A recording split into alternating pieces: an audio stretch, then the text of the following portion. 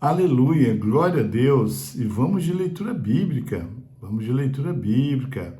Vídeo de número 317, leitura bíblica, vídeo de número 317, onde estarei deixando aqui registrado a leitura do capítulo 14 de 2 a Samuel. São 33 versículos, deixa eu ver aqui, 33 versículos. E esse capítulo vai narrar a volta de Absalão, o filho assassino de Davi. Ele volta para Jerusalém. Vamos de leitura bíblica? Joabe, filho de Zeruia, percebendo que o rei estava com saudade de Absalão, mandou buscar uma mulher astuta em Tecoa. Ele disse: finja que está de luto. Vista-se de preto e não se perfume. Haja como uma mulher que há algum tempo está de luto. Vai dizer ao rei estas palavras, e a instruiu sobre o que ela deveria dizer. Quando a mulher apresentou-se ao rei, prostrou-se com o rosto em terra, em sinal de respeito, e lhe disse: ajuda-me, ó rei. Qual é o seu problema? Perguntou-lhe o rei. E ela respondeu: sou viúva, meu marido morreu, deixando-me com 2 filhos. E eles brigaram no campo, e não havendo ninguém para separá-los, um acabou matando o outro. Agora todo o clã levantou-se contra tua serva, exigindo: entrega o assassino para que o matemos pela vida do irmão e nos livremos também do herdeiro. Eles querem apagar a última centelha que me restou, deixando meu marido sem nome nem descendência na face da terra. O rei disse à mulher: vá para casa, eu mandarei que cuidem do seu caso. Mas a mulher de Tecoa lhe disse: ó rei, meu senhor, é sobre mim e sobre a família de meu pai que pesara a iniquidade. Não pesa a culpa sobre o rei e sobre o seu trono. O rei respondeu: se alguém ameaçá-la, traga-o a mim e ele não mais a incomodará. Ela acrescentou: peça então ao rei que, em nome do Senhor, o seu Deus, não permita que o vingador da vítima cause maior destruição, matando meu outro filho. E disse ele: eu juro pelo nome do Senhor, nem um só fio de cabelo da cabeça de seu filho cairá.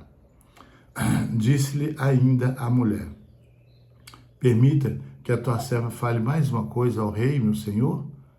Fale, respondeu ele. Disse então a mulher: por que terá o rei agido contra o povo de Deus? O rei está se condenando com o que acaba de dizer, pois não permitiu a vontade do que foi banido. Que teremos que morrer um dia, e é tão certo como não se pode reconhecer a água que se espalhou pela terra. Mas Deus não tira a vida, ao contrário, cria meios para que o banido não permaneça afastado dele. E eu vim falar sobre isso ao rei, meu senhor, porque o povo me ameaçou. Tua serva pensou que, se falasse com o rei, talvez ele atentasse ao seu pedido e concordasse em livrar a sua serva das mãos do homem que está tentando eliminar tanto a mim como a meu filho da herança que Deus nos deu. E agora a tua serva diz: traga-me descanso a decisão do rei, o meu senhor, pois o rei, meu senhor, é como um anjo de Deus, capaz de discernir entre o bem e o mal. Quer que o Senhor, o teu Deus, esteja contigo. Então o rei disse à mulher: não me esconda nada do que vou perguntar. Fale, ó rei, meu senhor, disse a mulher. O rei perguntou: não é Joabe que está por trás de tudo isso? A mulher respondeu: juro por tua vida, ó rei, ninguém é capaz de desviar-se para a direita ou para a esquerda do que tu disses. Sim, foi o teu servo Joabe que me mandou aqui para dizer tudo isso.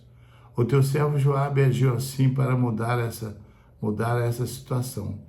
Mas o meu Senhor é sábio como um anjo de Deus e nada lhe escapa de tudo o que acontece no país.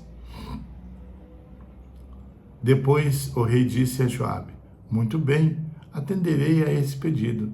Vá e traga de volta o jovem Absalão. Joabe prostrou-se com o rosto em terra, abençoou o rei e disse: hoje o teu servo ficou sabendo que o vês com bons olhos, pois o rei atendeu ao pedido de teu servo. Então Joabe foi a Jesur e trouxe Absalão de volta para Jerusalém. Mas o rei disse: ele irá para a casa dele, não virá à minha presença. Assim, Absalão foi para a sua casa e não compareceu mais à presença do rei. Em todo Israel não havia homem tão elogiado por sua beleza como Absalão. Da cabeça aos pés não havia nele nenhum defeito. Sempre que o cabelo lhe ficava pesado demais, ele o cortava e o pesava. Eram 2,4 kg, segundo o padrão do rei. Ele teve três filhos e uma filha, chamada Tamar, que se tornou uma linda mulher.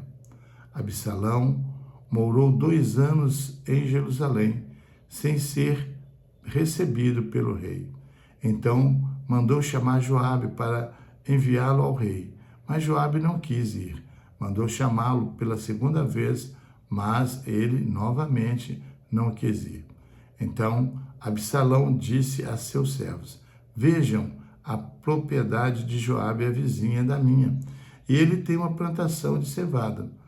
Tratem de incendiá-la. E os servos de Absalão puseram fogo na plantação. Então Joabe foi à casa de Absalão e lhe perguntou: por que os teus servos puseram fogo na minha propriedade? Absalão respondeu: mandei chamá-lo para enviá-lo ao rei com a seguinte mensagem: Por que voltei de Jesur? Melhor seria que eu lá permanecesse. Quero ser recebido pelo rei, e se for culpado de alguma coisa, que ele mande me matar. Então Joabe foi contar tudo ao rei, que mandou chamar Absalão. Ele entrou e prostrou-se com o rosto em terra perante o rei, e o rei saudou-o com um beijo. Aleluia, glória a Deus. Capítulo 14 de 2 Samuel, ele foca na reconciliação frustrada entre o rei Davi e seu filho Absalão. Joabe usa uma parábola contada por uma mulher de Tecoa para convencer Davi a trazer Absalão de volta do exílio. Davi permite o retorno, mas recusa-se a vê-lo pessoalmente por 2 anos, gerando um ressentimento que prenuncia conflitos futuros. O texto ilustra os perigos de lidar com conflitos familiares por meio de artimanhas, em vez de confronto direto e perdão sincero. O capítulo 14 de 2 Samuel é um momento crucial na vida de Davi, marcando a transição entre o pecado de Absalão, o assassinato de seu meio-irmão Aminon e a rebelião aberta que ocorreria mais tarde. Esses 33 versículos nós podemos então dividi-lo em 3 partes, né? A primeira, versículo 1 ao 20, a estratégia de Joabe. O problema, Davi ansiava por Absalão, mas como rei e pai estava paralisado pela justiça e pelo ressentimento. A mulher de Tecoa, Joabe, percebendo a inércia do rei, orquestra uma encenação.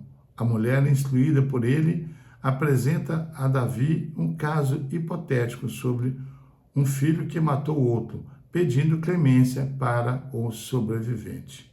O julgamento de Davi. Davi, ao julgar a história, aplica a misericórdia. A mulher, então, habilmente revela que a história era uma analogia para a situação de Absalão, expondo que Davi, ao perdoar o filho da mulher, deveria também perdoar o seu próprio. Versículos 21 ao 24, o retorno parcial. Davi concorda que Absalão retorne a Jerusalém, mas impõe uma condição: ele não poderia ver a face do rei. Este perdão condicional é o ponto central da tragédia. Absalão retorna fisicamente, mas permanece exilado emocionalmente e politicamente dentro da própria cidade. Versículos 25 ao 33.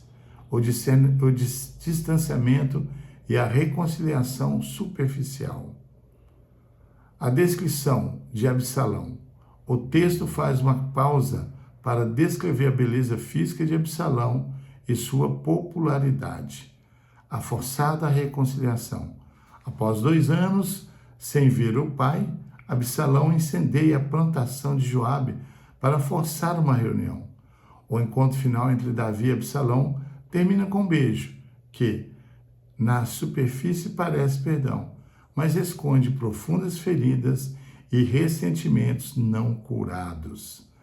Meu Deus, como é bom a gente entender e ler a palavra, né? Ler e entender. Ressentimentos não curados, né? Tanto Davi quanto Absalão viveu isso. Ele, sendo homem segundo o coração de Deus, nos ensina isso também, né? Principais ensinamentos para as nossas vidas. A armadilha da manipulação.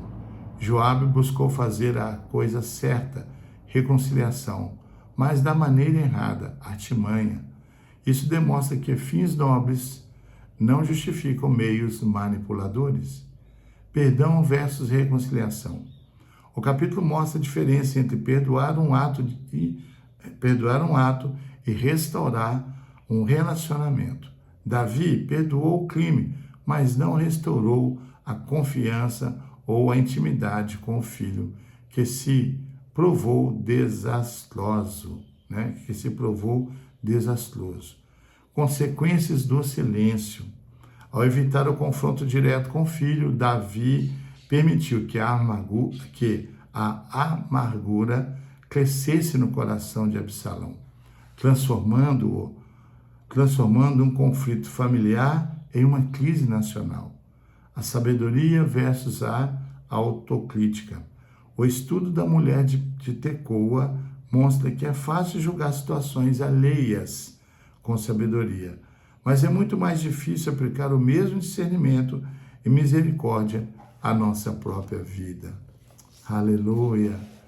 Glória a Deus! Fica aí, então a leitura do capítulo 14 de 2 Samuel. Um grande abraço desse que vos fala. Te amo em Cristo Jesus. I love you in Christ Jesus. E até o próximo vídeo, querendo Deus.